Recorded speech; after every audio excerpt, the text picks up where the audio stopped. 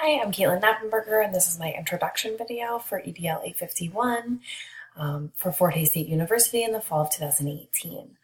Some of my background information, I'm from Northern New Jersey. I also teach in Northern New Jersey. I live about 10 minutes outside of New York City. I live here in Northern New Jersey with my husband, Chris, of the last 3 years, and our son, Warren, who's a year and a half. You can see we're avid Kansas City Chiefs fans. The one picture there is of my husband and I in our recent visit to Arrowhead for a game. I'm also very family oriented. As you can see, most of the pictures are of my son and my husband. The picture at the top is of my entire family. My father, who is a lieutenant in the local fire department, with my mom and my siblings, my brother-in-law, my nieces, and then my husband and my son. My professional career, I've been teaching for the last 11 years, and 10 of those 11 years I've spent at David E. Owens Middle School in New Milford, New Jersey, which is very close to my hometown. And as you can see by many of the pictures, I'm involved in a lot of the activities here. I've been teaching, so I started my career 10 years ago as a special education language arts teacher where I taught 6th, 7th, and 8th grade in class support and resource room. And then a few years ago, I moved over into the general education portion of the language arts department. And I teach in class support still, but as the general education teacher, I teach general education 8th grade language arts, as well as the 8th grade language arts honors class. I get involved in a lot of the activities and things like that. As you can see, a lot of my pictures are of me either in costume for something or in our DEO green. So a couple of the reasons why I'd like to be a principal. Some of the I've experienced the effects of what a positive leader can be in a building. I've worked under many principals and vice principals in my teaching career, and I've been able to kind of see the influence that a positive leader can have, and how when staff feels as though they are valued and honored in a building, how well a building can work and how a staff can work together that way. I've also had experiences with toxic leadership and how when a leader either doesn't know what they're doing or chooses to kind of use their leadership for negative purposes or negative influences and attempts to kind of not make the staff feel honored and respected in a building. And I can kind of see what that has done to a staff. I would really like to expand my career and influence the whole school, not just a single grade level, and also to have a bigger impact on the community and the decisions that get made with the students in a community. Like I said, with my dealings with positive leadership and negative, I'd like to take those experiences and bring them to my own staff. Again, using the positive leadership as a model and the toxic leadership kind of as a how not to treat my staff when I do have a staff. Some of my supervisory experience, I'm the 8th grade team leader. I've been the 8th grade team leader for the last 6 years. I am in charge of running field trips. I'm also the liaison between the 8th grade team and my administration.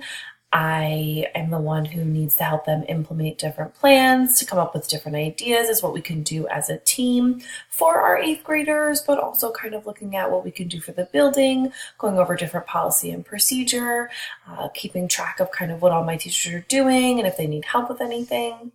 Also the language arts department, if the director of curriculum needs something done with our language arts department at the middle school, I'm usually the person that she contacts.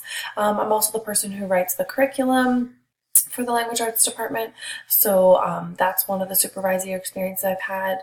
I've had the pleasure of being to mentor multiple new teachers to the district, as well as having some student teachers come into my classroom for semesters.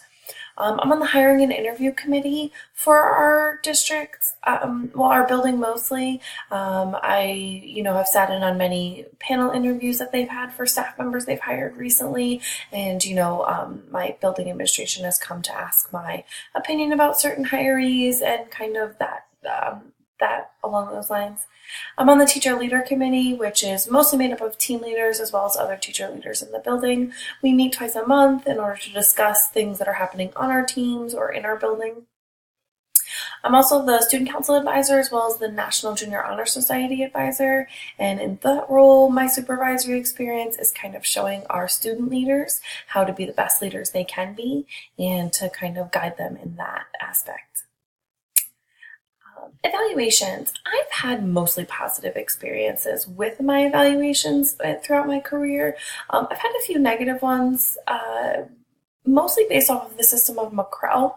McCrell is the system that we use in districts, and it is very thorough. There's a lot of boxes and artifacts and everything else to kind of upload onto the system. And so that makes it kind of clear and very clear cut. The negative experiences that I've had is with different administrators using the tool differently. I've had a couple of experiences where they have to do dual observations, which means a district administrator, such as the superintendent, the assistant superintendent, director of curriculum, needs to come observe while the building administrator is observing as well. So the two of them would score me on the program.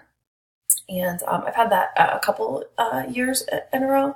And the problem, not the problem, what we've seen kind of happen is that different administrators are using the tool differently. And that's why that dual observation system kind of came up. Because that was some of the negative experiences. Some of the administrators took the tool as you should start at the highest score you could possibly get, and then kind of you get points taken off based off of kind of things that you do in the class. Where other administrators are looking at it is that you start with the lowest possible score and you can work your way up.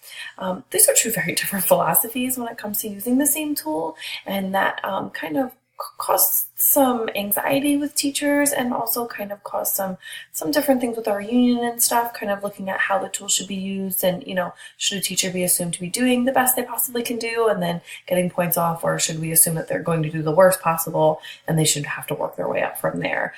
Again, that was kind of some of the negative experiences with the McCrell system.